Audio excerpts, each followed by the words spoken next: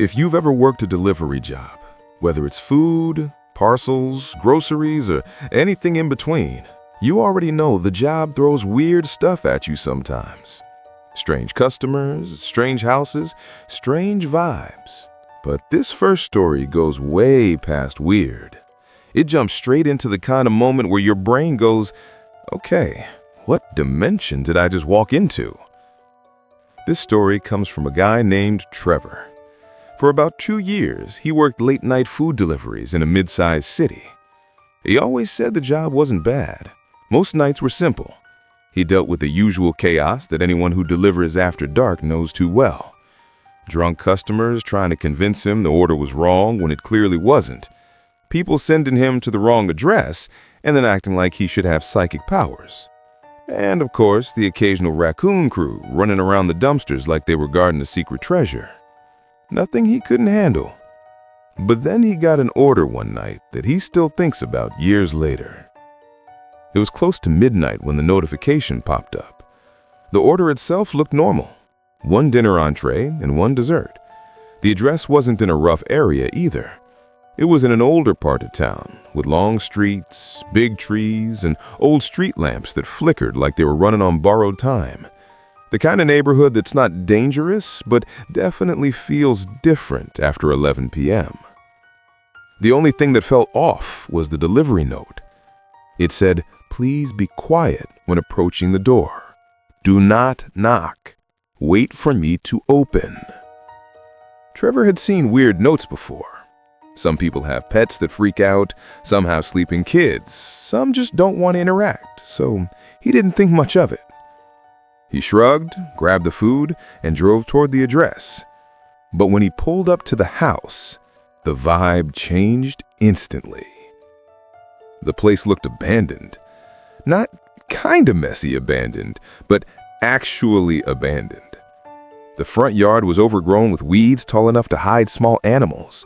The porch leaned slightly like it was tired of holding itself up. The windows were so dusty they almost looked fogged over from the inside. If you had told Trevor nobody lived there since the early 2000s, he would have believed it.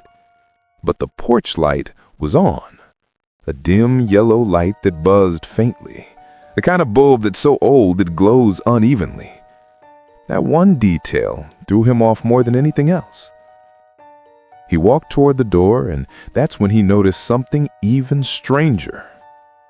Locks. Not 1, not 2, but at least 10 different locks lining the door from top to bottom. Some new, some rusty, some big, some small, random styles, random brands, all stacked like someone was trying to reinforce the door against, well, something. Trevor couldn't figure out if the locks were to keep something out or to keep something in. Before he could process the whole situation, something happened that made his stomach drop. Every single lock began to unlock, one by one, slowly. Click, click, click. The sound echoed down the quiet street like someone wanted him to hear every single turn of metal. But he couldn't hear any footsteps inside, no shuffling, no voice, just the sound of locks being undone in perfect order, like someone was moving with extreme caution. Trevor instinctively stepped back. His brain shot straight into overthinking mode. Was someone messing with him?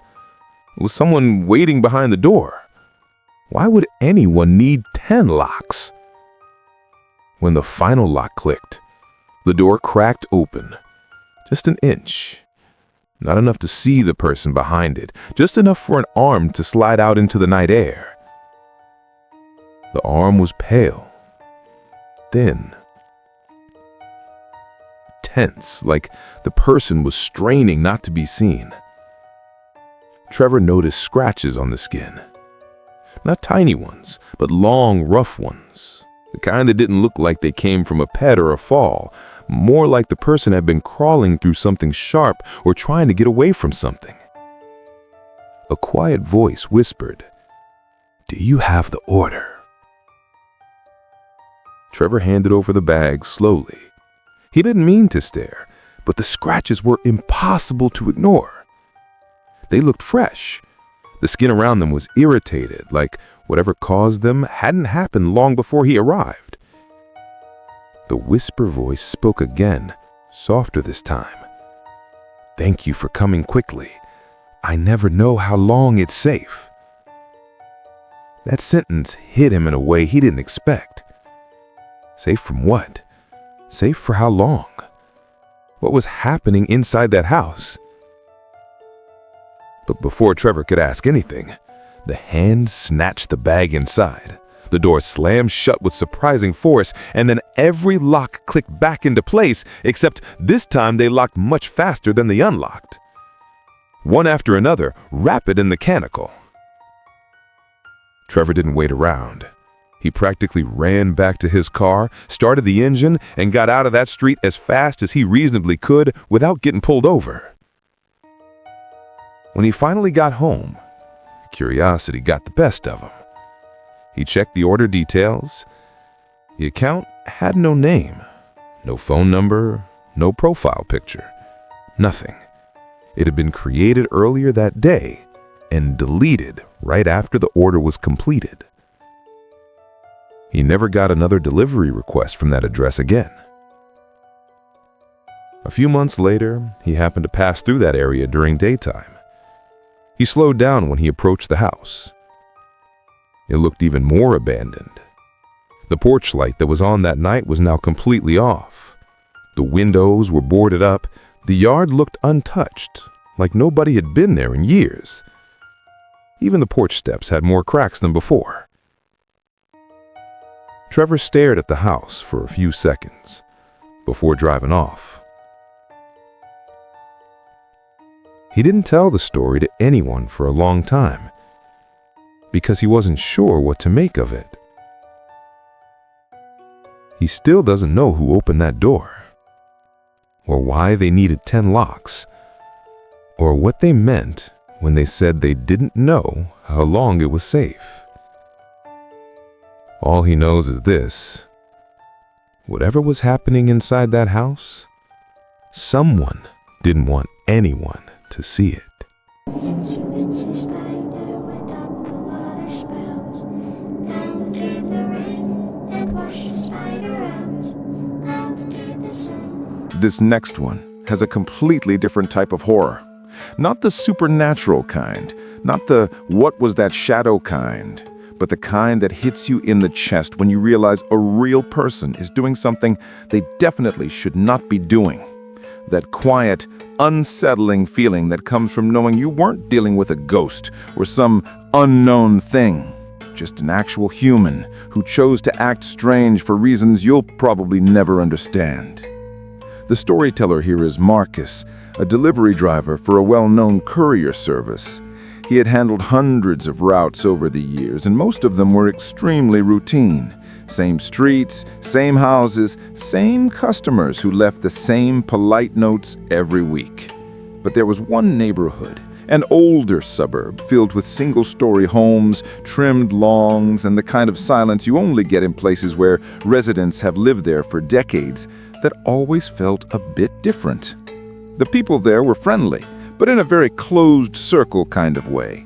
Everyone knew everyone, everyone talked to everyone. If you didn't live there, you stood out instantly. And Marcus could always feel eyes on him whenever he walked up a driveway.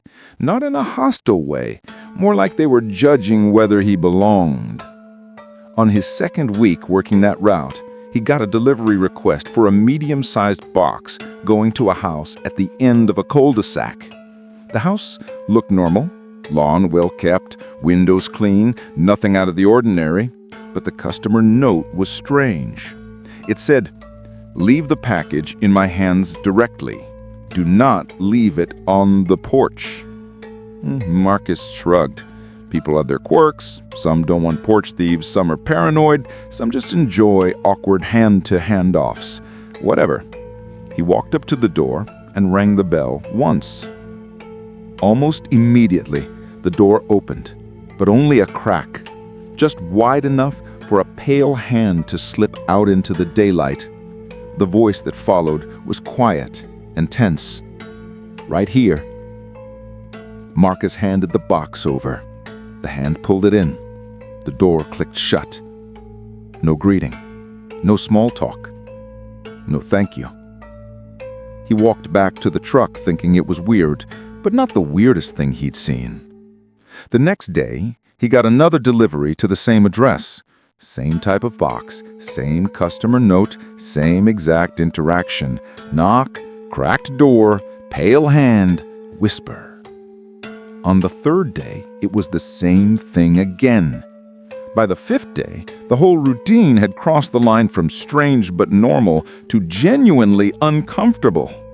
The whisper voice never changed. The hand always came out at the same angle, tense like the person on the other side was either scared or trying to stay hidden.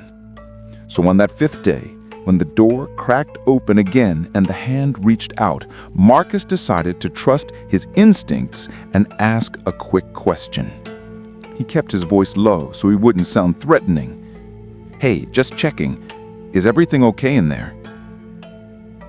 There was a long pause, longer than it should have been, like the person on the other side had to think about the answer or didn't want to give it. Then the whisper voice finally replied, "Yes, please just put the package in my hands." Marcus handed it over, but the pause stuck with him. A few seconds of silence that felt heavier than anything he dealt with on the job. The door closed. He walked back to the truck, feeling like the whole situation was building towards something he didn't want to understand. And then things got even stranger. The next week, he got yet another package for the same house. But this time, when he rang the doorbell, nobody answered. He waited, knocked once, knocked again. Nothing. So he finally did what every driver does when the customer doesn't show up. He left the box on the porch. He took a few steps toward his truck when a woman next door, watering her plants, waved him over. "You know, nobody lives there, right?" Marcus froze. "What do you mean?" "That house has been empty for months," she said, still watering her flowers like this was normal conversation. "The owner passed away. No relatives, no visitors, no one's moved in. The city hasn't even started the clean-out yet." Marcus felt his stomach drop. He told her he had been delivering packages directly into someone's hand every single day. The neighbor frowned. "Then someone's squatting in there." She said it casually, but the words hit him like cold water. He looked back at the house, the clean windows, the trimmed lawn, the perfectly normal-looking exterior, and suddenly everything about it felt off. He called his company immediately. They told him not to go back to the house, stay nearby, and wait for them to contact local officials. A few days later, the company informed him of what investigators found. The neighbor had been right. Someone had been living inside the vacant home. A man who had quietly slipped into multiple empty houses all over the county over the past year. He never spoke to neighbors, never went outside in daylight, and the only time he interacted with anyone was when he ordered items online using prepaid cards and short-lived accounts. He only ever revealed a hand behind a cracked door, never his face. But here's the part that Marcus still thinks about sometimes. Inside the house, they found all the packages he had delivered, stacked neatly in a corner of the living room, untouched, still sealed. Not a single box had been opened. It was like the man wanted the deliveries, but not the contents, as if the act of receiving them was the real goal, not using what was inside. Marcus never delivered in that neighborhood again, and he never forgot the feeling of that whisper voice on the other side of the door. The voice of someone who clearly wanted something, but whatever it was, it definitely wasn't what he ordered. Itsy bitsy spider went up the water spout.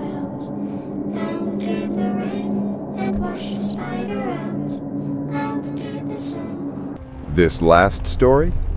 Yeah, it hits on a completely different frequency. Nothing supernatural, nothing paranormal, just raw danger.